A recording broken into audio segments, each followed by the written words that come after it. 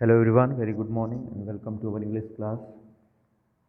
Today we are going to discuss chapter 12 of our textbook, and chapter 12 is Youth and the Task Ahead, and it is written by Dr. Karan Singh. तो ये जो chapter है इसमें author ने क्या किया है, youth और उनके आगे भविष्य में जो टास्क हैं, उन्हें जो काम करने हैं उसके बारे में बताया है. So before starting the chapter, just have the introduction of the author. Dr. Karan Singh is an Indian politician, acclaimed author and diplomatic. Karan Singh जो है इंडियन पॉलिटिशियन है, जाने माने ऑथर और डिप्लोमेट भी हैं. He is known for his books on philosophy and political science. उन्हें जो है उनकी बुक्स पॉलिटिकल साइंस और फिलासफी में जो उन्होंने लिखी हैं उसके कारण से उन्हें जाना जाता है. उनके जो मेजर वर्क्स हैं वो हैं टुवर्ड्स अ न्यू इंडिया जो 1974 में आया, वन मैंस वर्ल्ड 1986 में, एसे ऑन हिंदुइज्म 1987 में, ऑटोबायोग्राफी 1989 में, brief sojourn 1991. He was awarded Padma Vibhushan in 2005 में उन्हें पद्म विभूषण मिला गवर्नमेंट ऑफ इंडिया की तरफ से. Let's have a introduction to this chapter. In this exhortation to youth, the author urges the youth of India to develop physical, intellectual, patriotic and spiritual qualities to fulfill their responsibilities towards the nation. इस exhortation में मतलब यहाँ पर इस जो chapter में उन्होंने जो आह्वान किया है, जो एक अर्ज किया है, एक रिक्वेस्ट किया है, सलाह दी है जो यूथ है हमारे इंडिया का,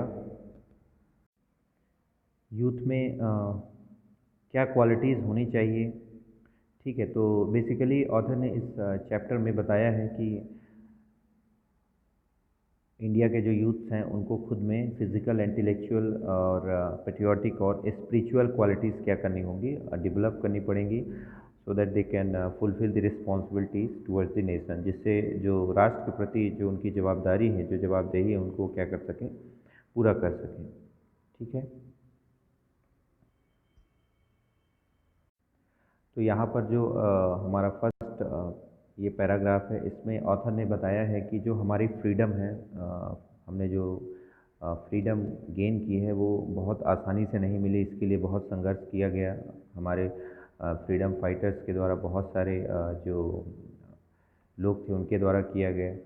ठीक है, तो वो लोग जो अब पोस्ट इंडिपेंडेंस जनरेशन में है, मतलब आज़ादी के बाद की जनरेशन में जो लोग हैं, उनके लिए बहुत इम्पोर्टेंट है कि वो क्या करें, इसे मेंटेन करने में और इसको और अधिक शक्तिशाली बनाने में, इस फ्रीडम को कोई भी गलती ना करें. क्योंकि फ्रीडम गेन करने से ज़्यादा इम्पोर्टेंट क्या है, उसको अब अटेन करना, मतलब अब उसको मेंटेन करके रखना. Next paragraph. In any nation, the youth necessarily form the vanguard is in most spheres of activity, and it is essential that at this critical juncture, its power must be mobilized further to strengthen our integrity and our capacity to resist aggression. What is required is an immense burst of idealism and energy among our youth, who must be deeply committed to the task of safeguarding this great nation of ours, founded on the twin ideal of secularism and democracy. तो यहाँ पर author कह रहे हैं कि किसी भी राष्ट्र में, कोई भी राष्ट्र है, तो जो यूथ होते हैं, यूथ वहाँ पर एक इम्पॉर्टेंट रोल प्ले करते हैं. उनका बहुत बड़ा योगदान होता है, जो नवयुवक होते हैं, जो युवा होते हैं. और इस कारण से ये बात इम्पोर्टेंट हो जाती है कि ऐसे समय पे, इस क्रूशियल जंक्चर पर, इस इम्पोर्टेंट पॉइंट पर जो उनकी स्ट्रेंथ है उसको क्या किया जाए, मोबिलाइज किया जाए, सही डायरेक्शन में उस युवा शक्ति को क्या किया जाए, यूज़ किया जाए. और जो सबसे बड़ी ज़रूरत होती है वो किस चीज़ की होती है, आइडियलिज्म, कि हमें आइडियल होना चाहिए, एक आइडियोलॉजी होना चाहिए और एनर्जी, जिसको लेकर हम आगे फुली कमिटेड होकर अपने राष्ट्र को सेफ गार्ड करने के लिए काम करें. एक आइडियोलॉजी होनी चाहिए एंड एनर्जी होनी चाहिए. ठीक है, तो जो बेसिकली हमारी जो डेमोक्रेसी, जो भारत का जो लोकतंत्र है, वो किस पर बेस्ड है, दो चीज़ों पर, ideals of secularism and democracy. Democracy और सेकुलरिज्म मतलब धर्मनिरपेक्ष और लोकतंत्र, इन दोनों पर जो हमारे कंट्री देश है उसकी जो स्वतंत्रता की नींव रखी गई थी। In particular, our young men and women studying in schools, college and universities have special responsibilities for while they are no longer children, they have yet not got fully involved in the routine of adult life. क्योंकि जो लोग college और universities में या स्कूलों में या कहीं भी पढ़ रहे हैं उनके लिए रिस्पॉन्सिबिलिटीज़ और बड़ी हो जाती है, क्योंकि अब वो बच्चे नहीं हैं और ना ही पूरी तरह से अपने एडल्ट लाइफ में इन्वॉल्व हुए हैं। दे constitute an immense reservoir of strength which, if properly canalized, can prove to be a source of great power to the nation. Indeed, it is these young Indians who will soon be called upon to provide leadership in all walks of national life, and they must train themselves to fulfill the future responsibilities with the distinction. वो कहते हैं कि उनमें एक शक्ति का reservoir, मतलब शक्ति का एक बांध है, मतलब अपार शक्ति है जिसको यदि प्रॉपर तरीके से कैनलाइज किया गया, सही डायरेक्शन में उनकी उस पावर को, उस शक्ति को, उस क्षमता को यूज़ किया गया तो हमारे राष्ट्र के लिए एक बहुत बड़ी शक्ति बन सकता है। और वास्तव में ये जो यंग इंडियंस हैं, ठीक है, ये जल्द ही क्या करेंगे, जल्द ही जो हमारे देश की राजनीति है, जो लीडरशिप है, वहाँ पर क्या करेंगे, ये अपना योगदान देने वाले होंगे। इसलिए उन्हें अपने आप को इसके लिए अच्छी तरह से क्या करना होगा, प्रिपेयर करना होगा, जिससे वो अपनी रिस्पॉन्सिबिलिटीज़ को, अपने कर्तव्यों को अच्छे से वहन कर सकें। Next paragraph. I would like to address a few words in particular to our young men and women. If they are to be effective in service of the nation, it is essential that they must fit themselves in every way for this task. वो कह रहे हैं कुछ अपने young man और women जो हैं उनके लिए कुछ शब्द वो कहना चाहते हैं कि यदि वो अपने देश की सर्विस अच्छे तरीके से करना चाहते हैं, खुद को इफ़ेक्टिव बनाना चाहते हैं, तो ये इम्पोर्टेंट है कि वो अपने आप को उस टास्क के लिए क्या करें, फिट करें, अपने आप को उस योग्य बनाएं। The building up of vast and pulsating democratic nation is no mean undertaking, and a mere desire to be a service is not enough. It must be accompanied by the ability to do so effectively. केवल मन में ये चीज़ लाना कि हम इस काम को करेंगे और सर्विस करेंगे, वो इनफ नहीं है। हमें उसके लिए क्या करना पड़ेगा, उस कार्य को करने के लिए जो एबिलिटी चाहिए, जो क्षमता चाहिए, वो भी अपने अंदर क्या करना पड़ेगा, डेवलप करना पड़ेगा, तभी हम उस कार्य को कर सकते हैं अच्छी तरीके से। Next paragraph.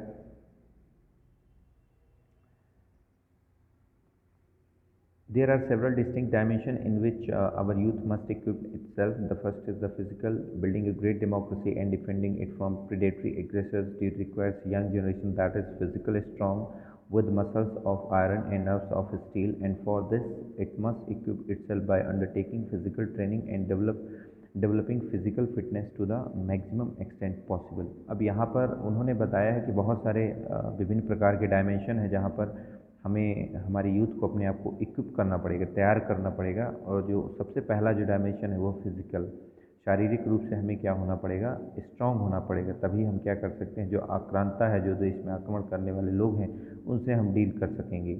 उसके लिए उन्होंने कहा कि हमारी बॉडी स्ट्रांग होना चाहिए, मसल्स स्ट्रांग होना चाहिए, और जो हमारे नर्व्स हैं वो भी क्या होने चाहिए, स्ट्रांग होना चाहिए।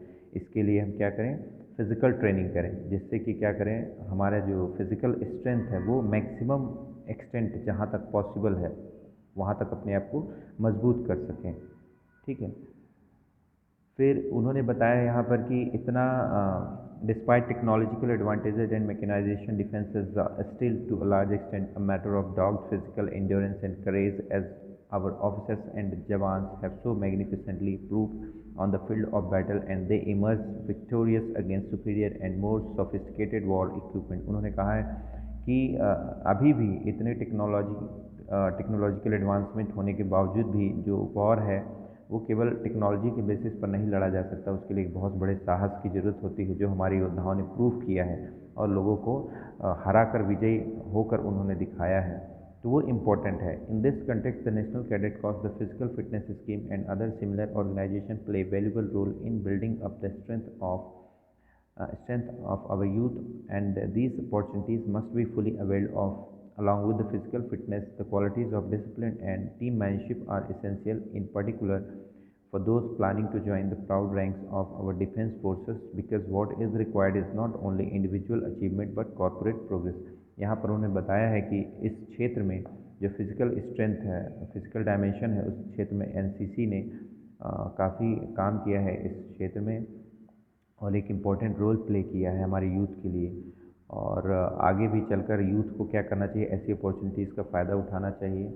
और फिज़िकल फिटनेस के साथ साथ जो डिसिप्लिन है और टीम मैनशिप वो इम्पोर्टेंट है, खासकर उन लोगों के लिए जो कि फोर्स में जाना चाहते हैं, प्राउड रैंक वहाँ पर ज्वाइन करना चाहते हैं। ठीक है, उनके लिए टीम मैनशिप इम्पोर्टेंट है। नेक्स्ट है सेकेंड जो डायमेंशन है वो है इंटेलेक्चुअल डायमेंशन। ठीक है, यहाँ पर बता रहे हैं ऑथर कि हम जो है कॉम्पिटिटिव एज ऑफ साइंस में रह रहे हैं, कंपटीशन वाले युग में हैं और टेक्नोलॉजी जिसमें बहुत ज़्यादा कंपटीशन है। ठीक है, उस युग में हम रह रहे हैं और जो टेक्नोलॉजी है वो बहुत धीरे धीरे चेंज हो रही है। ठीक है, और न्यूक्लियर एज ये चल रहा है, ये न्यूक्लियर टाइम चल रहा है। तो ऐसे समय में इस हमारे यूथ को चाहिए कि वो अपने आप को क्या रखें, अलर्ट रखें और कॉम्पिटेंट बनाएं। जो हमारे प्रीडिसेसर थे उनसे कहीं ज़्यादा मोर कम्पिटिटिव बने वो आगे चल के, जिससे हम दूसरों को क्या कर सकें, दूसरों को मैच कर सकें, इवन उनको एक्सेल कर सकें, उनसे हम आगे निकल सकें। ठीक है, और उन्होंने बताया है कि डेवलपिंग नेशन जैसे कि हमारा भारत है, जहाँ की अभी भी बहुत सारे एक बड़े पैमाने पर प्राइमरी एजुकेशन मिलना मुश्किल है, प्राइमरी एजुकेशन लोगों को नहीं मिल पा रही है। ठीक है, वहाँ केवल हायर क्लास के लोग ही हायर एजुकेशन प्राप्त कर पाते हैं। इस कारण से हमारे जो यूथ हैं वो लोग जो हायर एजुकेशन को प्राप्त कर चुके हैं, जो अच्छी जगह पर अच्छी पोस्ट पर हैं सोसाइटी में या कहीं भी, उनकी ये रिस्पॉन्सिबिलिटी बढ़ती है कि वो क्या करें, आगे जो उनकी जो जनरेशन है, जो वो लोग जो वंचित हैं, जिनको किसी कारणवश एजुकेशन नहीं मिल पाई, वो क्या करें, आगे उनको एजुकेट करने में हेल्प करें और अपनी उस कैपेसिटी का यूज़ कर सकें, ताकि जो हमारा आने वाला जनरेशन वो क्या हो सके, उस चीज़ के लिए अपने आप को तैयार कर सकें। ठीक है, next the third is the dimension of patriotism. तीसरा जो डायमेंशन है उन्होंने बताया वो है पेट्रियोटिज्म, देशभक्ति। यहाँ पर ऑथर कहते हैं कि वो थोड़ा सा कंसर्न है इस अर्थ को लेकर, इसके अर्थ को लेकर, क्योंकि जो डीपर पेट्रियोटिज्म है, ठीक है, जो गहराई में जो देशभक्ति की यदि हम बात करें, ओरिजिनल जो देशभक्ति है, उसमें क्या होता है, एक्सक्लूसिविज्म और पेटिनेस एंड ये सारी चीज़ें क्या होती हैं, इनसे कहीं हट के हैं। ठीक है, और वो क्या करती है, पेट्रियोटिज्म का मतलब है वो यूथ में एक ऐसी फीलिंग लेकर आती है कि वो यूनाइट हों और एक साथ क्या करें, प्रोग्रेस करें, सभी मिलकर एक साथ प्रोग्रेस करें, और वो किसके लिए हो, देश के लिए हो, देश के हित में हो, वही पेट्रियोटिज्म है। ठीक है, केवल ऑथर ने यहाँ कहा केवल पेट्रियोटिज्म ही अकेले यदि चाहे पेट्रियोटिज्म के थ्रू, तो ये करप्शन और नेपोटिज्म जो हमारे देश में है, इसको क्या कर सकते हैं, हटा सकते हैं। नेपोटिज्म मतलब भाई भतीजावाद जो है उसको हटा सकते हैं, जो कि हमारे डेमोक्रेसी की सफलता के लिए बहुत इम्पोर्टेंट है। ठीक है, इसके बाद है next, there are times in nation's history when providence places before it one work. यहाँ पर उन्होंने श्री अरविंद घोष का एक कोट यहाँ पर नोट किया है। ठीक है, कि वो कहते हैं कि हमारे इतिहास में एक समय था जबकि when providence places before it one work, one aim to which everything else, however high and noble in itself, has to be sacrificed। जब एक व्यक्ति को चाहे उसका कोई भी लक्ष्य हो, किसी भी स्थान पर हो, किसी बड़े काम के लिए खुद का जो भी कुछ होता है स्वार्थ, उसको त्यागना पड़ता है। ठीक है, और ऐसा समय अब आ चुका है कि जब हमें हमारी मदरलैंड के लिए, उनकी सर्विस के लिए, बाकी अपने जो स्वार्थ हैं, जो चीज़ें उन्हें त्यागना पड़ेगा और उसके लिए कार्य करना पड़ेगा। ठीक है, देन इसके बाद है लास्ट, फाइनली लास्ट डायमेंशन जो उन्होंने बताया, स्पिरिचुअल डायमेंशन। ठीक है, आध्यात्मिक डायमेंशन, जो कि उन्होंने बताया है main faculty that distinguish human being from married other form of life that exist on this planet. इसको उन्होंने बताया है कि स्पिरिचुअल जो डायमेंशन है, इससे हम डिस्टिंग्विश कर सकते हैं एक इंसान और बाकी जो अदर क्रिएचर हैं इस अर्थ पर। ठीक है, उनके बीच में हम डिफ्रेंशिएट कर सकते हैं, और इस तरह का जो डीप क्राइसिस का टाइम है, उसमें जो है स्पिरिचुअली स्ट्रांग होना बहुत आवश्यक है हमारे देश के युवाओं को। और यहाँ वो कहते हैं कि स्पिरिचुअलिटी का जब वो रिफ़र कर रहे हैं, रेफरेंस दे रहे हैं, तो इसका मतलब किसी रिलीजन से रिलेटेड नहीं है। ठीक है, चाहे वो कोई भी रिलीजन हो, रिलीजन से मतलब नहीं है। यहाँ पर स्पिरिचुअलिटी का मतलब ये है, उनके कहने का तात्पर्य है कि spirituality means the golden thread of unity which run through all religion and from which they all untimely ultimately derive power and sustenance. एक ऐसा धागा जिससे सभी आपस में जुड़े हों, एक ऐसी यूनिटी की एक ऐसी डोर हो जिससे सभी लोग बंधे हों, उसे ही उन्होंने स्पिरिचुअलिटी कहा है कि सभी लोग जाति धर्म से हटकर एक दूसरे से क्या हो, जुड़े हों और एक साथ मिलकर क्या करें, शक्तिशाली बनाएं देश को। इसी को उन्होंने स्पिरिचुअलिटी नाम दिया हुआ है। ठीक है। And indeed the principle of individual divinity and spiritual evolution is one which transcend even national barrier। और ये जो स्पिरिचुअलिटी है ये क्या करती है, जो नेशनल बैरियर्स हैं, जो भी राष्ट्र निर्माण में, राष्ट्र की तरक्की में जो भी बाधाएं हैं उसको क्या कर सकती है, उसको हटाने के लिए हमारे लोगों को, हमारे युवाओं को करेज देती है, साहस प्रदान करती है, जिससे हम एकता के लिए और अखंडता के लिए अपने देश के लिए साहसपूर्वक लड़ें। Next paragraph, physical, intellectual, patriotic and spiritual then are dimension in which our young men and women must equip themselves so that they can really be effective of service to the nation। यहाँ पर बताते हैं कि ये जो चारों dimension हैं ये आवश्यक हैं, जिसके साथ अपने जो हमारे देश के युवा हैं वो अपने आप को इक्विप करें ताकि वो इफ़ेक्टिव हो सकें हमारे देश की सर्विस के लिए। और ये कहना यहाँ पर नीडलेस होगा कि ये कंटिन्यू प्रोसेस है, ये एक ऐसी प्रक्रिया है जो लगातार चलती रहती है। और जो एक्ट है नेशनल सर्विस का, जो आपके मन में राष्ट्र की सेवा करने का जो भाव है, इससे ही कैपेसिटीज़ जो हैं, ये क्षमताएं अपने आप अपने अंदर डेवलप होती रहती हैं। हमारे तरफ से जो आवश्यक है वो ये है कि हम क्या करें, हमारे अंदर एक उत्सुकता होना चाहिए पार्टिसिपेशन की, देश सेवा के लिए पार्टिसिपेशन की उत्सुकता होना चाहिए। ठीक है, जिसे कहा गया है पंडित जवाहरलाल नेहरू ने जिसे कहा है, नाम दिया है great adventure of nation building. मतलब नेशन बिल्डिंग का जो ग्रेट साहसिक कार्य है उसमें सभी को पार्टिसिपेट करना आवश्यक है, ये ज़रूरी है राष्ट्र निर्माण के लिए। ठीक है, और उसमें साइनिसिज्म, डिफिटिज्म, बोर्डम, डिप्रेशन, साइनिसिज्म, डिफिटिज्म, इन सब के लिए कोई जगह नहीं होना चाहिए। हम जिस पोजीशन पर भी, हमारा जो यूथ है, युवा, या हम जिस भी पोजीशन पर भी, जहाँ पर भी है, हम अपने देश के लिए कार्य करें, वही ही हमारा योगदान होगा। ज़रूरी नहीं है कि हम किसी बड़े पोस्ट पर हों तभी हम देश के लिए कुछ करें। तो लास्ट में यहाँ पर एक क्वेश्चन खड़ा होता है अपॉर्चुनिटी का। ठीक है, कि अब हमें क्या करना चाहिए, इसके लिए हमारे यूथ को अपॉर्चुनिटी प्रोवाइड करना चाहिए कि जिससे वो राष्ट्र के प्रति अपना जो कर्तव्य है उसको वहन कर सकें। ठीक है, और इसके लिए क्या होना चाहिए, बहुत सारी चीज़ें की जानी हैं, बहुत सारे डिफेंस के सेक्टर में करना है, डिफेंस सेक्टर में, अर्बन एरियाज़ में करना है, रूरल एरियाज़ में करना है, जो नेटवर्क है नर्सिंग का उसे बढ़ाना है, फर्स्ट एड और ब्लड बैंक सेंटर्स हैं उन्हें इस्टेब्लिश करना है, जो ब्रेव सिक्योरिटी फोर्सेस हैं जिन्होंने कि हमारे देश के लिए बहुत कुछ किया, अपने परिवार, अपनी जान गंवाई, उनके वेलबींग, उनके वेलफेयर के लिए चीज़ें करनी है। ठीक है, जो लोग उन पर डिपेंड हैं, जिन्होंने त्याग किया, जिन्होंने बलिदान दिया, अपना जीवन समर्पित कर दिया, उनकी फैमिलीज़ जो उन पर डिपेंडेंट हैं उनके लिए कुछ करना है। कम्युनल हार्मनी जो है, एकता, जो सामाजिक एकता, उसको मेंटेन करना है। जो पूरी प्रोसेस है इकोनॉमिक डेवलपमेंट की, रिकन्स्ट्रक्शन की, उसे भी स्पीड अप करना है। जो एरियाज़ हैं, वास्ट एरिया, बड़े बड़े जो क्षेत्र हैं गरीबी के और इग्नोरेंस के, मतलब जहाँ नॉलेज नहीं है, एजुकेशन नहीं है, अभी भी वो एग्जिस्ट करते हैं, उन्हें भी क्या करना है, हमें दूर करना है। ठीक है, और जो सोसाइटी है उसे हमें क्या बनाना, समाज को मजबूत करना है, डेमोक्रेटिक समाज जो है उसे मजबूत करना है। ऐसी हज़ारों प्रॉब्लम है जो हमारे सामने ऐसे हैं, और surely it should not be beyond our ingenuity to organise. और निश्चित यदि हम सही तरीके से अपने यूथ को ऑर्गेनाइज करें और सही वे में उनको डायरेक्शन दें तो ये काम करना कोई बहुत बड़ी टास्क नहीं होगी। इस तरह से हम क्या कर सकते हैं, इन समस्याओं को दूर कर सकते हैं यदि हम अपने यूथ को सही डायरेक्शन में उस पावर को यूज़ करें।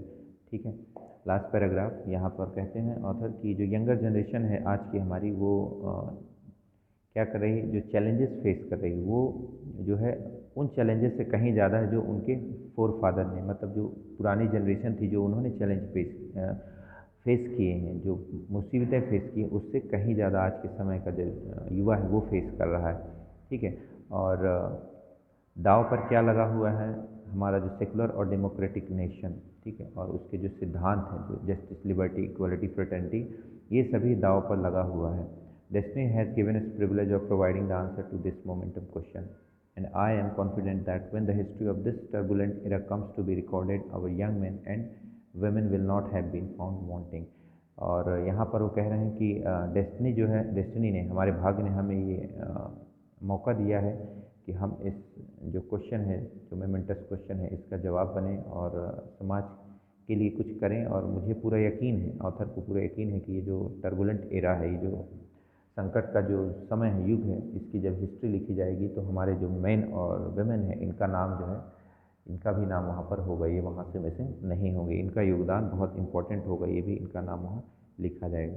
ठीक है, तो ये था chapter the youth and the task ahead. I hope you all have understood it. These are the word meanings that you need to write in your copy. Okay, and after this, if you still find any problem, you can consult me. Okay, so just see it and try to explain it, just to read it and explain in yourself. See you in the next video. Till then, have a great day and thank you.